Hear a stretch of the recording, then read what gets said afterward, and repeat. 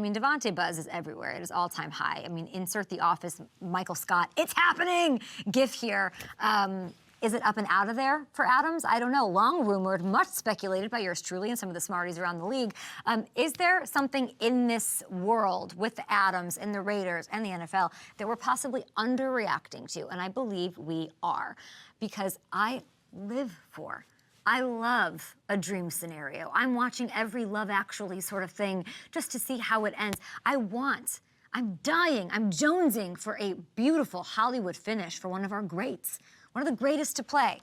I want a Notting Hill situation. I want, this is a generational talent standing in front of an NFL contender, asking them to put a ring on it for him. We had Rapsheet yesterday, not crediting our show, but I love your Rapsheet anyway. He reported Davante would prefer to be traded. Schefter said that the Raiders are shopping him. There's a lot going on. So here's what we heard, at least yesterday morning, from the man himself before said brouhaha started to unravel. A lot of people think you may never play another down as a Raider. What would you say to that? All I can control is this talk we're having right here, and then after we're done with this, all I can control is the next thing that I'm on to. So I'm gonna get up in a minute and go get a nice workout in, and that's all I can control. I mean, it was at that moment he did the right thing. He didn't want to talk much about it because nothing's come to light. You don't know what he thought or what he thinks won't come to light, right, about the situation from his perspective. But in that moment, and I said it right after that clip, you have the opportunity to close the door. Nick Caserio, tell me you're not going to try to get J.J. Watt. Close the door on these rumors. Gronk, are you retired or unretired? Close the door. And when you don't, you go back with another Super Bowl with the Bucs, don't you, potentially? When you don't, you let this sort of stuff mount. You're sending a message, yeah, like this might not end with me playing another snap for the Raiders. It was a fair question to ask and a good answer by him. There's two things that I want for Davante Adams. I want him to be happy because I think he's one of the best players. And I know I say this a lot, and I'm very hyperbolic about it. Everyone's my favorite player. Davante Adams, truly is my favorite player. I want him to be happy. And I want him, and he says he's having fun, and he did allude to that, so maybe he stays with the Raiders. I also want him to be relevant in January.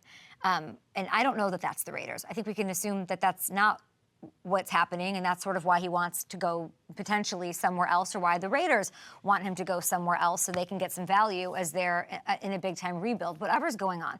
He made it very clear to me, to everyone, that a Super Bowl is what is on his mind. Fun, and that's why you play the game, but greatness, he wants that.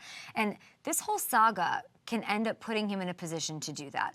And I think he got clowned on a lot when he talks about wanting a Super Bowl and then he goes and he takes a big contract, leaves Green Bay, where there's a lot of oh, if he only stayed on Green Bay, they're a Super Bowl contender. He got paid and he's with the Raiders. He made his decision. By the way, this is why I love him. He hasn't regretted it for a freaking single second. He likes his decision. He's fine with it. What if he has a perfect storybook ending where he went, got paid, taxes are pretty low out there in Vegas, and now he's going to end up on a team that's a contender, and that's all that's really available here. And I don't know if he has a big say of where he ends up, but I do want to run through some potential landing spots because these are teams that are going to push into contention, especially with him on them. You've got the obvious, the Jets, reunion with Aaron Rodgers. They can maybe send Hassan Reddick on to Vegas. That situation's unresolved. Save some cap space there.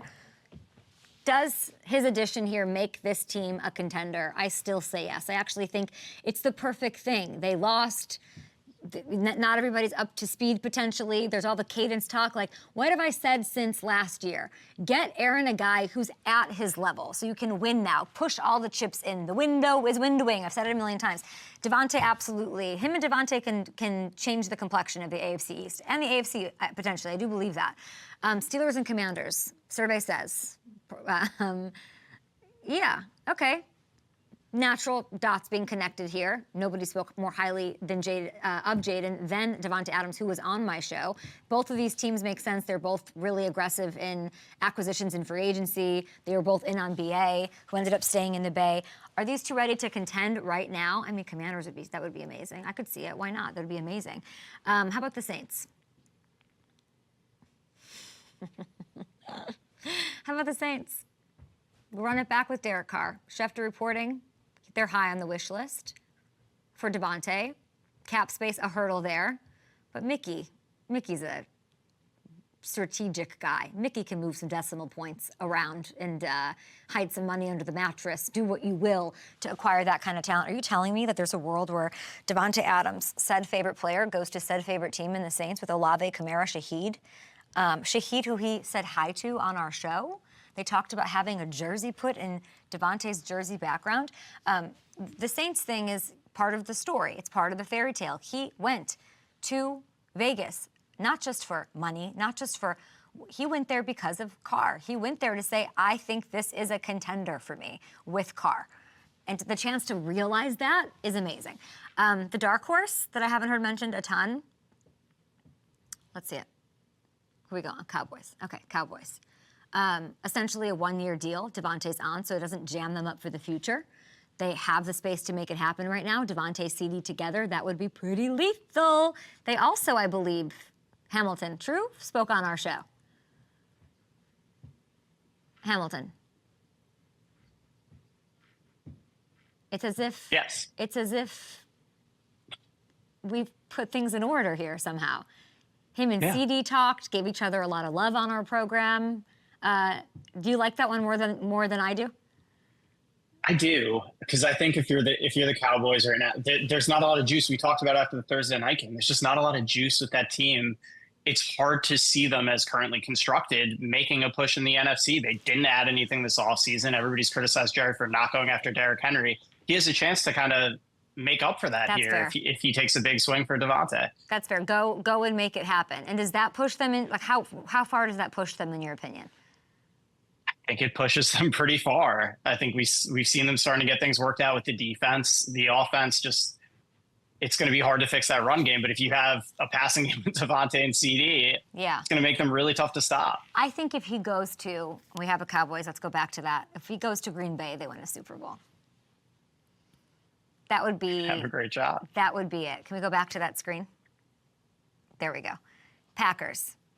This is the one. This is the Mighty Ducks, Adam Banks sort of situation. He, goes and leaves, goes and plays for a different team. They change the zoning or whatever, and he comes right back in true Disney fashion. Emilio Estevez, shout out to you. Packers seem to like their receiving room.